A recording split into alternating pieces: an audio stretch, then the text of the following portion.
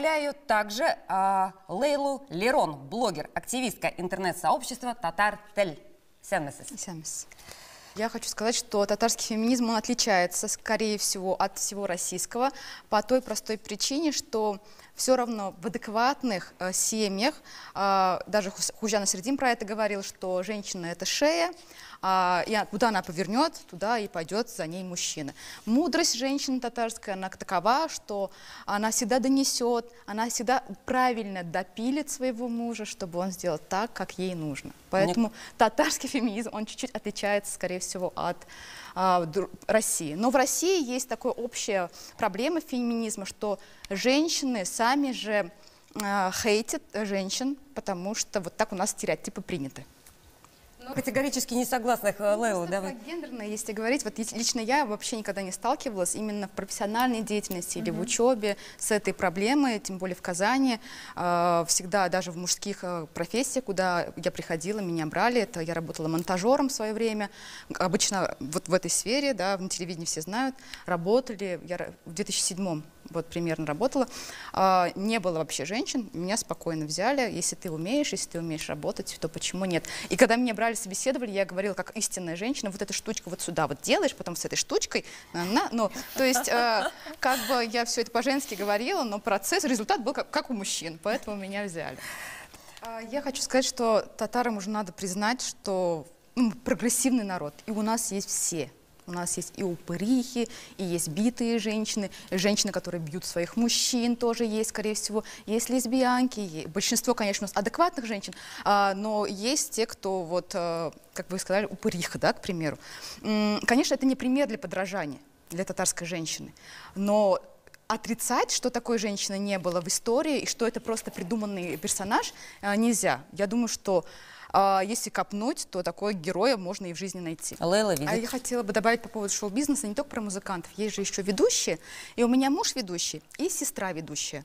И оплата даже если одинаковая, но женщине ведущей надо сделать макияж, прическу, купить платье. То есть мужчине голову помыл и вышел, да? Хотя такая же оплата. Но никто не учитывает никогда, что ей на сцену надо выйти и потратиться, чтобы выйти. Это уже личная монетизация. Это стереотип, как должна выглядеть женщина-ведущая, какая она должна выйти. Если она просто расчесала волосы. Есть элементарное уважение к самой себе. Я не могу выйти на сцену с лохматой головой и с пучком, хотя имею право. Но никто же нам не доплачивает за это. Никто же не скажет, а при чем тут оплата? Девочки, предлагаю все-таки остановиться, это немножко, не все равно, это другая тема, все-таки серьезно. Я думаю, что мы эту тему еще не раскрыли, о ней еще надо говорить, и чем громче мы про это будем говорить, тем больше людей про это задумаются, потому что многие, которые голосуют, кстати, вот такие вот нас удивляют эти голоса, потому что они просто не задумывались и глубоко в эту тему не копали, и они не знают, что есть проблемы и насилие, и сексуальное насилие, о том, что женщины боятся выйти на улицу вечером,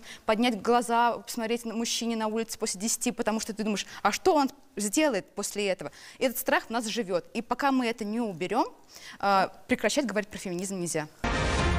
Менің де шәхси мисалым бар. Мен мәктәптә оқығанда, я журналист бәйгесендә катнашкан, Татарстанда түгел, башка өлкәдә. Финалда нәтиҗәләр бер шама иде. Ләкин беренче урынны егет кешегә бирделәр, мин икенче урында калдым. Аннары соң миңа һөнәрдә егетләр кирәк, егетләрне шулай күтәрергә, хупларга кирәк дип миңа шулай фикер белдерделәр. Һәм гомумән гуманитар факультетта укыган һәрбер кеше моны бик әйбәт белә. Егетләр анда бик кирәк, аларга анда хөрмәт. Бәлким дә хайповый дигән сүз яңгырады бит инде. Әлбәттә бу хайп күтәрә торган тема һәм аңа игътибар бик зур.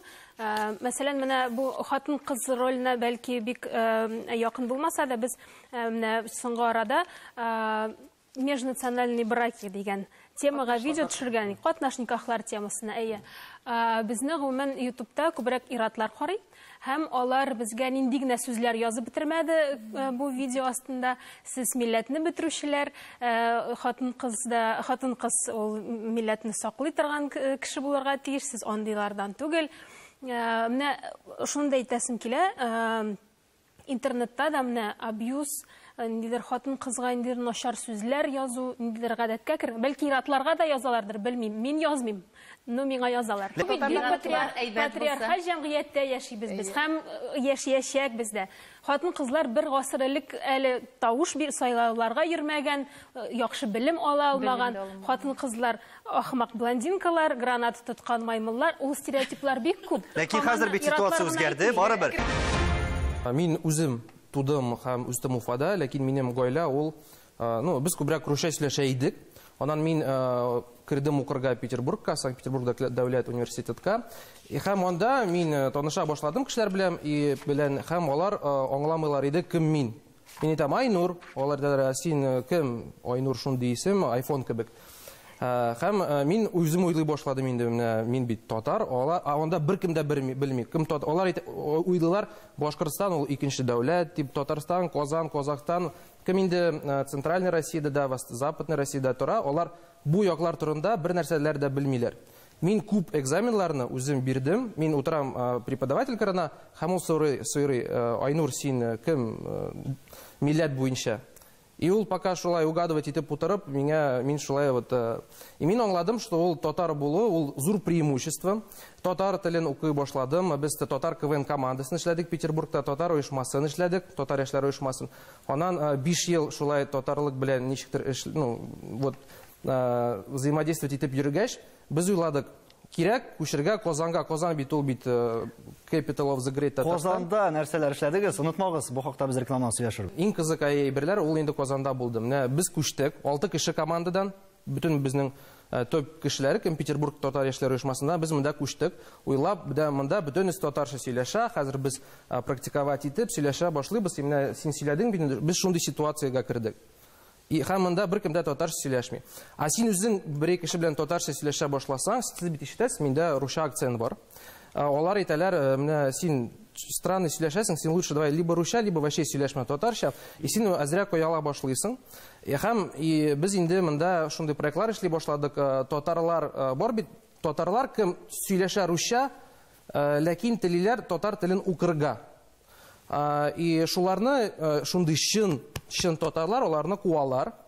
Без шлибез шундый проектлар, чтобы алар башта кирсенләр, башта аларның ниндер самоидентификация башлансын дип, аннан башта самоидентификация, аннан соң тел.